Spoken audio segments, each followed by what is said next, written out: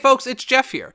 Just a quick reminder, if you're loving Disney Coast to Coast, there are a couple of easy ways that you can support the show. We'd love it if you could rate and review us on iTunes, or wherever you listen to the show. This is a simple way to help other Disney fans find us. Also, go ahead and share your favorite episodes on social media and be sure to tag us. You can find all of our social media information at DisneyCoastToCoast.com.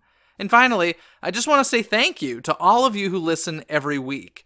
Your support is very appreciated, and we love that you're enjoying our Disney geekiness. Now on with the show. Are you craving a trip on Space Mountain? Well, we've got the next best thing. Welcome to Disney Coast to Coast.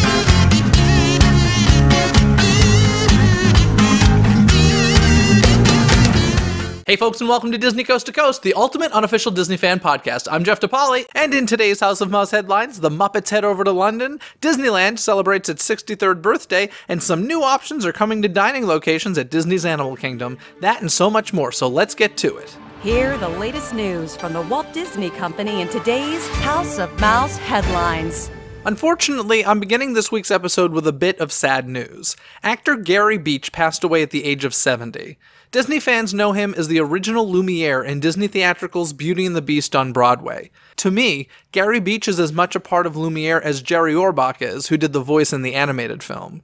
Gary was nominated for a Tony Award for his portrayal of Lumiere and would go on to win for his performance as Roger Debris in Mel Brooks' The Producers. For you young listeners out there, The Producers was the Hamilton of the early 21st century. This show was a mega hit, and Gary Beach was phenomenal in it. I was lucky enough to see Gary Beach perform several times on stage, and even met him once. He was a very sweet and lovely man the small amount of time I spent with him, and he always made me laugh. I was very sad to hear of his passing, so in his honor, put on your Broadway cast album of Beauty and the Beast and listen to Be Our Guest. Now let's head over to Paris, where there's a new way to skip to the front of the line for your favorite attractions whenever you want.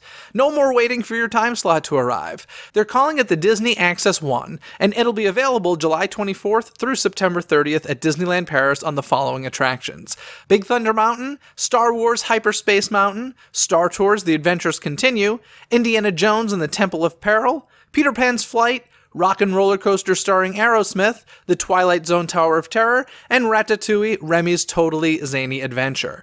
The Disney Access One will be available in the shop closest to each individual attraction and will be sold in limited quantities. These must be purchased the day of your visit with no pre-sales available, and it comes with a souvenir.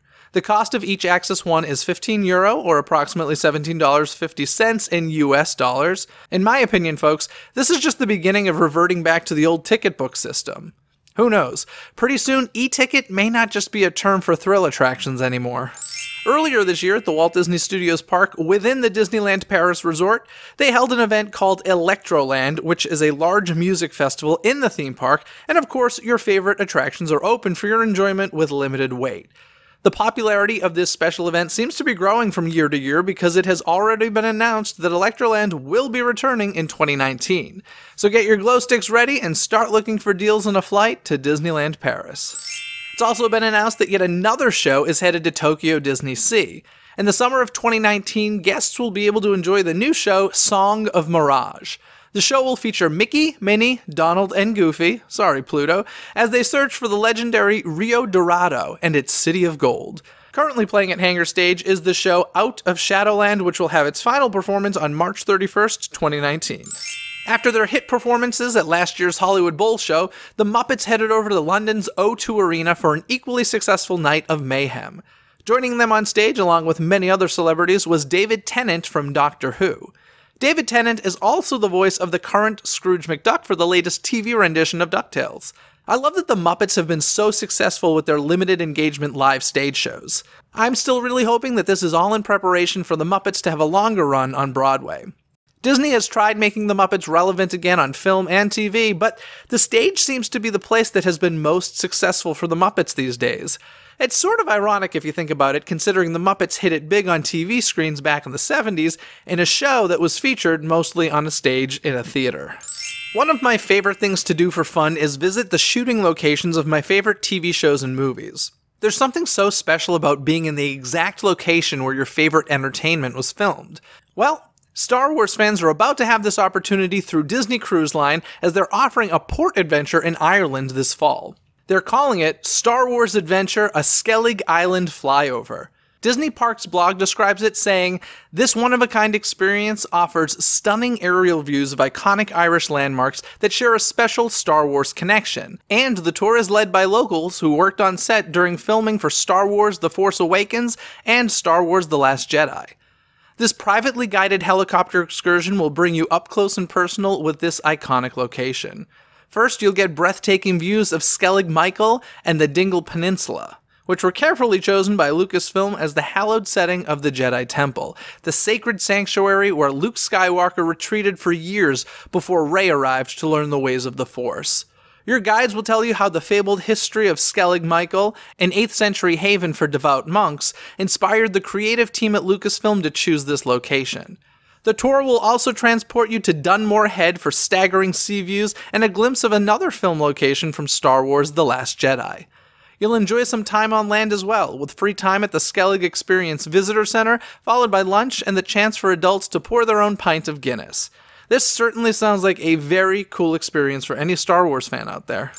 This past week, Disneyland Paris celebrated its 63rd birthday with some special festivities.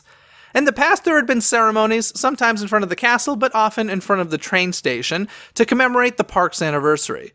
But this year, they did things a bit differently. Instead of the standard ceremony, they had a pre-parade, which they dubbed the Happiest March on Earth, before both parades that day to celebrate Disneyland's birthday with 63 Disney characters. Along the parade route, the cavalcade made stops so that Disneyland ambassadors could take a moment to commemorate the occasion, play Walt's opening day speech, and sing Happy Birthday. I really loved this way of celebrating the park's birthday. I love the fact that the park takes a moment to commemorate the occasion, even when it's not a milestone year. In the past, the presentation at the train tracks was always nice, but it felt a little bit like a secret, something that most park guests didn't really get to experience, plus the Disney characters that would show up were further away and more of a presentation than part of an actual party interacting with guests.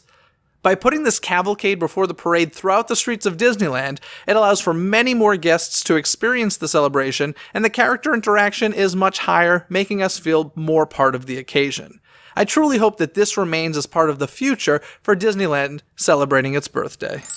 Speaking of birthdays, Mickey turns 90 this year, so to celebrate, they had a panel at Comic-Con in San Diego talking all things Mickey. At this panel, they also released Mickey's official birthday portrait, which they titled Spreading Happiness Around the World. It was painted by legendary Walt Disney Animation Studios animator Mark Henn. Henn said, "It's one of the great honors of my career to be asked to paint Mickey's 90th birthday portrait. I was greatly inspired by the portraits painted by John Hench. I wanted to capture some of the same style and sense of youth that John achieved in his portraits." As was announced earlier this year, A Bug's Land is closing to make way for the upcoming Marvel Superhero Land at Disney California Adventure. Earlier this year, the land's main attraction, It's Tough to Be a Bug, closed, but now we have a date when the rest of the land will be closing. September 4th of 2018 will be your last chance to experience A Bug's Land, so be sure to get in as many final rides on Heimlich's Choo Choo Train that you can. Although that beloved attraction will be gone, an audio tribute to Heimlich's Choo Choo Train can still be heard in the new Heimlich's Candy Corn Toss Boardwalk game at Pixar Pier. I guess my dreams of A Bug's Land becoming a Honey, I Shrunk the Kids land won't be happening. Now let's head over to Walt Disney World, more specifically Disney's Animal Kingdom and some of its dining locations. Over at Tiffin's, they're beginning to offer prefixed price lunch options. For $35, you can choose between an appetizer and entree, or an entree and dessert. Beginning on July 31st at the quick-service restaurant Pizzafari, guests will be able to make reservations for a family-style dining experience. The cost is $19.99 for adults and $11.99 for children, and you'll be able to select 2 appetizers, 3 entrees, and dessert. This is also available as part of the Disney Dining Plan. And finally, Rivers of Light is getting a dessert party. This will begin on August 11th for select nights and cost $79 for adults and $47 for children. With your ticket, you get special desserts and snacks themed to Disney's Animal Kingdom, as well as alcoholic and non-alcoholic beverages, and access to the VIP seating area for the best views of Rivers of Light. We've been talking a lot lately about the Disney-Fox acquisition. One of the biggest hurdles Disney had to get through was Comcast, who owns Universal Parks, outbidding Disney. Well, Comcast has officially dropped out of the bidding war, making a clearer path for Disney. When Disney CEO Bob Iger heard the news, his response was, and I quote, "Holy crap." I absolutely love that response. It's so truthful and unedited. I want more of that from Bob Iger. Disney later added that this was an exciting development and that Disney will be working on the regulatory approvals to acquire pretty much everything Fox owns outside of news, sports, and the broadcast network. Comcast CEO Brian Roberts said in a statement, "I'd like to congratulate Bob Iger and the team at Disney and commend the Murdoch family and Fox for creating such a desirable and respected company." Before we get going, I gotta get to this week's Twitter poll. As I mentioned, this past week was Disneyland's 63rd birthday, so I thought I'd ask, of the following options, which is your favorite opening day Disneyland attraction? Your choices were Autopia, Jungle Cruise, Peter Pan's Flight, and Snow White's Scary Adventure. Tied in last place are both Autopia and Snow White's Scary Adventure at 6% of the votes, then Peter Pan's Flight with 35% of the votes, and 53% of the votes went to Jungle Cruise, making it the winner.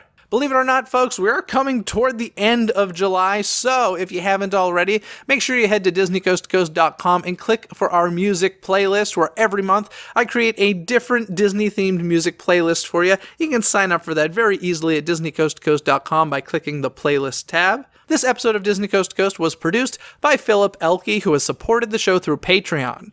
If you'd like to become a DCTC producer or gain other rewards, more information can be found at patreon.com/DCTC. Other than that, folks, have a magical day. Bye! Thanks for watching Disney Coast to Coast. Have a magical day. Disney Coast to Coast is produced and hosted by Jeff DePaoli. Learn more about the podcast and become a supporter at DisneyCoastToCoast.com.